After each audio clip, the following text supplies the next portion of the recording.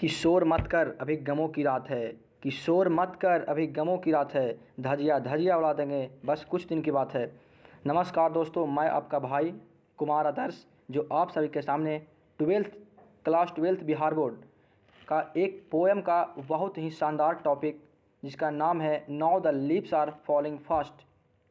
मतलब अब पत्तियाँ तेज़ी से गिर रही है, इसका मतलब ये नहीं है, इसका रियल मतलब ये है कि जिस प्रकार से पत्तियाँ तेज़ी से गिर रही है, उसी प्रकार से मानव का भी जीवन उतने ही तेज़ी से ख़त्म होता जा रहा है। तो आइए राइटर का इंट्रोडक्शन देखते हैं।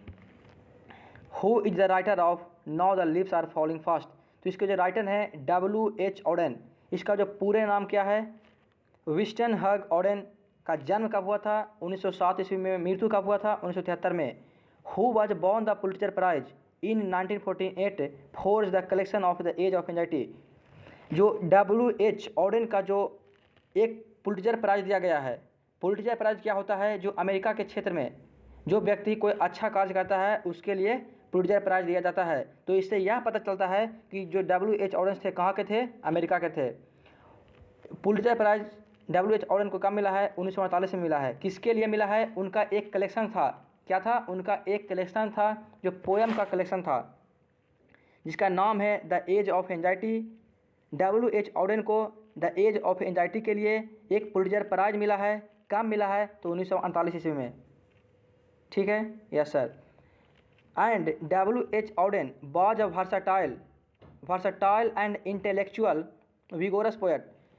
जो W.H. जो ऑडेंस थे, वर्सटाइल क्या होता है? A person who is able to do many different types of work. मतलब एक ऐसा व्यक्ति जो बहुत सारे काम को कर सकता है, उसके पास बहुत सारे कामों के बारे में नॉलेज हो, उसे बोलते हैं वर्सटाइल। एंड द इंटेलेक्चुअल, वे जाने माने विगोरस मीन्स जुनूनी कवि थे।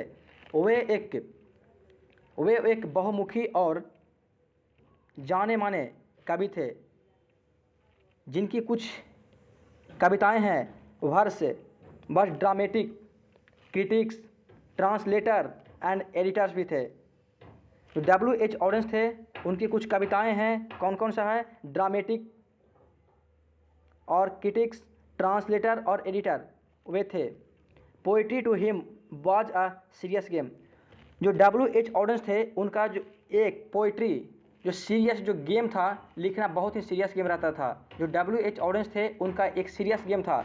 जो वे W.H. ऑडेन ये मानते थे कि किसी भी कविताओं को लिखना एक सीरियस काम है, सीरियस खेल है, वो बताना चाह रहे हैं। Which should depends peoples self awareness. Which should depends self awareness. Which should depends peoples self awareness. उन्होंने ये बताया है कि लोगों के अंदर जो सेल्फ अवेयरनेस है, मैंने कि जो खुद का जो जागरूकता होनी चाहिए।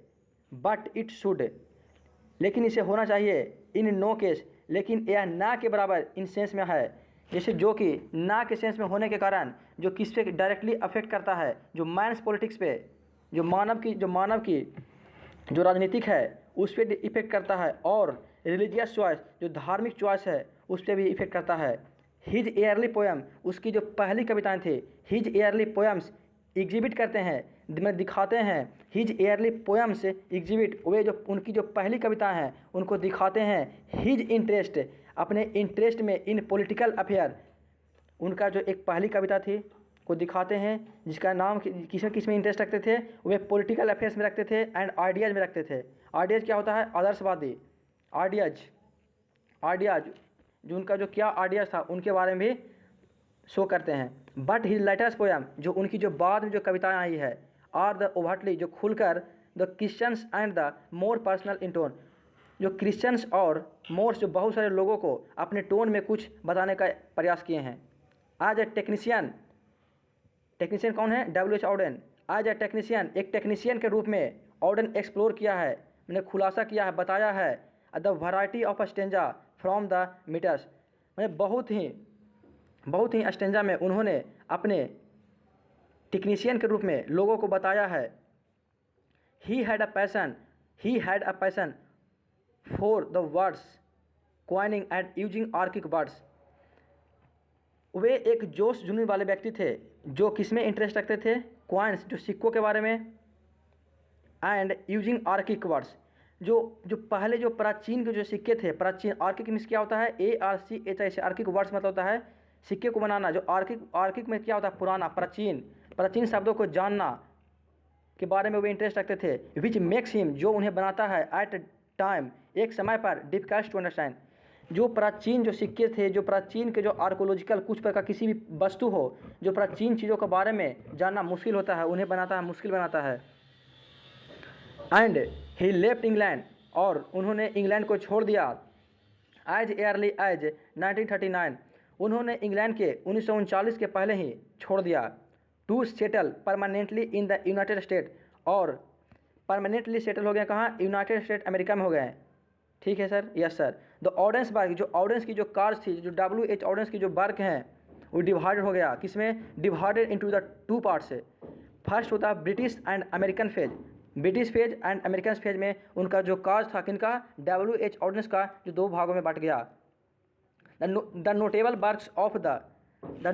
Works of the English phase, जो उनका जो प्रसिद्ध जो कविताएं, जो कार्य था, जो प्रसिद्ध कविताएं थी, जो प्रसिद्ध, जो उन्होंने अच्छे जो काम किए थे किसमें, द इंग्लिश फेज और द ऑरेटर के रूप में उन्होंने काम किया। The dance of the death, looks, new year lighter, strange, Spain, others time, इनका क्या था, मुख्य रचनाएं थी। WH ऑडेंस का मुख्य रचनाएं कौन कौन था, the orator, the dance of the day, the look strange, Spain and others time, इनका मुख्य रचनाएं थी।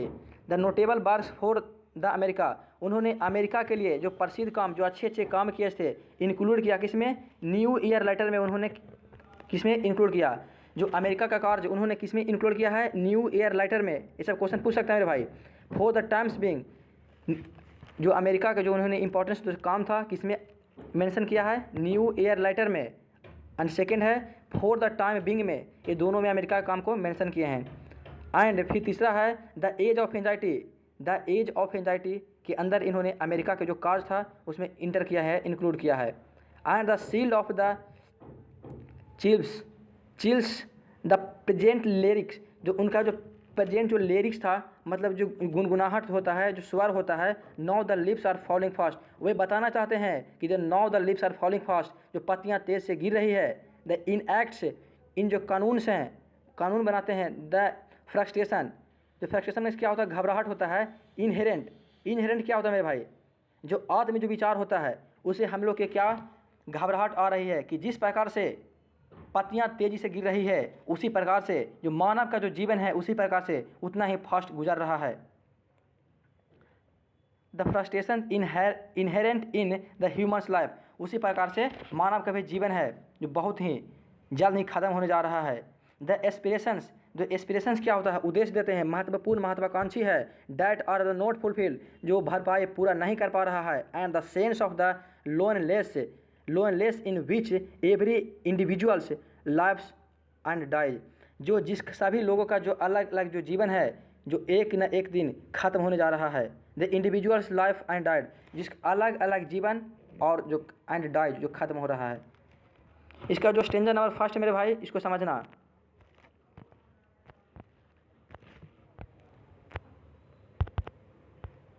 कहता है the now the lips are falling fast. पहले इसको समझने से पहले समझ लो, जो कवि का जो उद्देश्य है, ये नहीं कह रहे हैं कि उन्होंने पेड़ पौधा से कंपेरिजन नहीं, पेड़ पौधा का कंपेरिजन मनुष्य से किया है। जो now the leaves are falling fast के जो राइटर हैं WH ऑडेन ने पेड़ पौधा का कंपेरिजन किससे किया है, मनुष्य से किया है।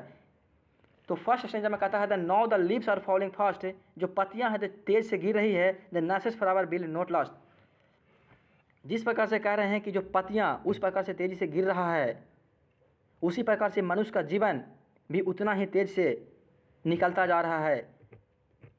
एंड नर्सेस फ्लावर क्या होते हैं, जो पेड़ पौधे के पास में छोटी छोटी जो घास फूस होती है, उसे क्या बोलते हैं, नर्सेस फ्लावर।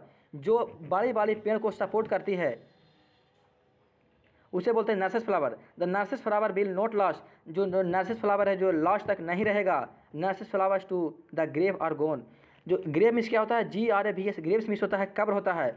जो छोटी छोटी जो पेड़ पौधा है वो भी अब कब्र में चला जाएगा। क्यों चला जाएगा? कि जो पेड़ की जो बड़े बड़े पेड़ की जो पत्तियां हैं वो भी तेज़ी से गिर रही है, तो गिरने के कारण जो छोटी छोटी जो घास फूस थे, छोटे छोटे जो पौधे थे वो भी चप जाएंगे बड़े पत्तों से, तो उन्हें भी एक न एक दिन ख़त्म हो जाएंगे, कब्र में चले जाएंगे। And the forms are rolling on. Prams क्या होता है? PRAMS। प्रेम्स क्या होता है? जो आज के युग में जो बच्चों का खिलौना होता है, और गो रोलिंग ऑन, जो जिस प्रकार से बच्चों का खिलौना आगे लुढ़कता जा रहा है, उसी प्रकार से मनुष्यों का जीवन भी उसी प्रकार से उतना ही तेज़ी से लुढ़कता जा रहा है।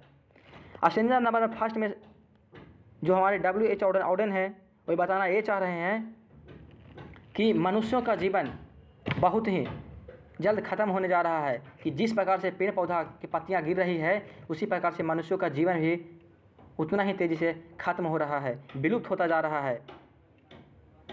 और जो नर्सेस फ्लावर हैं, जो बूढ़े बुजुर्ग हैं, नर्सेस फ्लावर क्या हुआ? जो बूढ़े बुजुर्ग हैं, नर्सेस फ्लावर को इन्होंने बूढ़े बुजुर्ग को संज्ञा दी है। तो बूढ़े बुजुर्ग जो हैं, जो विल नॉट लास्ट, जो लास्ट तक नहीं रहेंगे, and the nurses to the graves और gone and the palms in rolling. Last में वे सब कब्र में चले जाएंगे, सब खत्म हो जाएंगे। स्ट्रेंजर नंबर सेकंड कहता है मेरे भाई, whispering the neighbours the left and rights plug us from the real delight. Whisper means क्या होता है? फुसफुसाना। विस्परिंग मीन्स फुसफुसाना होता है, नेबर्स मैंने पड़ोसी होता है, लेफ्ट एंड राइट जो हमारे आसपास के जो लेफ्ट और दाएं और बाएं जो पड़ोसी जो फुसफुस कर रही है, एक दूसरे से गप्पा कर रही है, जो एक दूसरे से बतिया रही है, जो प्लग कर देगी, तोड़ देगा, us from the real delight, हम लोग के वास्तविक खुशियाँ से अलग कर देगा। तो इसमें WH ऑडेन यह कहना चाह रहे हैं कि जो हमारे जो यमदूत हैं जो हम लोगों को अलग कर देंगे, और जो वास्तविक खुशियां हैं जो सब मोह माया से छुटकारा दिलवा देंगे। एंड द एक्टिव हैंड्स, जो हमारे जो सक्रिय हाथ हैं, जो कोमल हमारे हाथें हैं, द मस्ट फ्रीज, जो एक दिन जम जाएगा। And lonely on the separately knees, और जो एक न एक दिन सब घुटना, और हम सभी सब अकेला हो जाएंगे, सब मोह माया टूट जाएगा, सब प्राण छूट जाएगा। इसके बारे में ये बताना चाह रहे हैं। डेड इन हैंड्रेड्स, जब कोई व्यक्ति मरता है, at the back follow wooden on the track. Dead in hundreds at the back follow wooden in our tracks. इसे बताना चाह रहे हैं कभी WH ऑडेन बताना चाह रहे हैं कि जब कोई व्यक्ति मरता है तो सैकड़ों लोग उसके पीछे पीछे जो उड़न जो लकड़ी होता है, लकड़ी का उसमें जो क्या बोलते हैं उसको, उसमें रख कर उन्हें लेके जाया जाता है, ट्रैक पर रोड पर लेके जाया जाता है। और आर्म्स राइज्ड, और आर्म्स जो हमारा बाहों है, आर्म्स राइज्ड, और बाहों को आर्म्स राइज्ड स्टिफली, जो हमारे जो बाहों है उसको कठोरतापूर्वक उठाना पड़ता है, पर उठाने का मन नहीं करता। टू रिप्रूव करता है, निंदा करता है, मैंने बुराई करता है, लेकिन फिर भी वह अपने प्रेम को जगाने के लिए कि ये मेरा फैमिली में था, इसका ये हो गया वो हो गया, लेकिन उठाने का मन नहीं करता है। लेकिन फिर भी इस संसार का लोकचारा है, जो कोई भी व्यक्ति को, जो व्यक्ति एक दिन आया है उसे एक दिन जाना होगा। इस प्रकार से कवि बताना चाह रहे हैं, इन फॉल्स एटीट्यूड ऑफ लव, जो फॉल्स एटीट्यूड है, जो बुराई, जो गंदी जो एटीट्यूड्स हैं ऑफ लव, जो प्यार का जो है, जो प्यार को गंदी एटीट्यूड्स हैं, उसको उन्होंने एक्सप्रेस किया है कि ये जो लोकचारा है इसे आदमी को झेलना पड़ता है, उठाने को तो मन नहीं करता, लेकिन फिर भी क्या किया जाए सर, संसार का रीति रिवाज है। फिर कहता है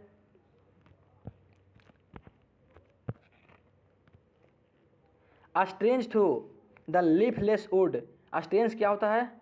स्टाविंग में उसका भूखमारी होता है। थ्रू द लीफलेस वुड मैंने भूखा जो वुड लीफलेस, जिसमें पत्तियां नहीं हो, एक ऐसा पेड़ जिसमें पत्तियां नहीं हो। The trolls run scolding on their the foods, जो भूखे एक दूसरे की ओर जा रही है। Trolls scolding on their the foods, डांटे फटकारे एक दूसरे से ट्रोल्स करते जा रही है, एक दूसरे से भागल जा रही है। एंड द नाइटिंगल्स, जो बुलबुल है इस डम, अब बुलबुल भी गूंगा हो चुका है। And the angel will not come, और एंजल जो परियां हैं वो भी नहीं आएगी। इसका मतलब एक कहना चाह रहे हैं कि जो हमारे जो समझदार व्यक्ति था वो कुछ बोल नहीं रहा है, और जो इस संसार में है वो भी नहीं आएगा। इसका मतलब है कि स्टार्विंग, जो भूखे प्यासे लोग हैं, run scolding for their foods, वो अपने खाना के पीछे भाग रहे हैं। मतलब जो हमारा जो नटिंगल्स है वो भी गूंगा हो चुका है, जिसको बोलना चाहिए। जो इस संसार में जो बुद्धिजीवी लोग हैं वो भी कुछ नहीं बोल रहे हैं, वे शांत रूप से बैठे हैं। और जो परियां हैं एंगल, वो भी नहीं आएगी। एंड लास्ट स्टेंजा मेरे भाई, द कोल्ड इम्पॉसिबल अहेड। जिस प्रकार से कोल्ड इम्पॉसिबल, कोल्ड में क्या ठंडा होता है, इम्पॉसिबल में क्या होता है असंभव, अहेड में आगे होता है। List the mountains the lovely head. जिस प्रकार से पर्वत की जो चोटियाँ होती है, द हुज वाइट वाटरफॉल, जो सफ़ेद वाटरफॉल्स झरना के रूप में होती है। द कोल्ड ब्लेस, जो आशीर्वाद देती है द ट्रैवलर्स, जो यात्री को भी आशीर्वाद देती है इन देयर लास्ट डिस्ट्रेस।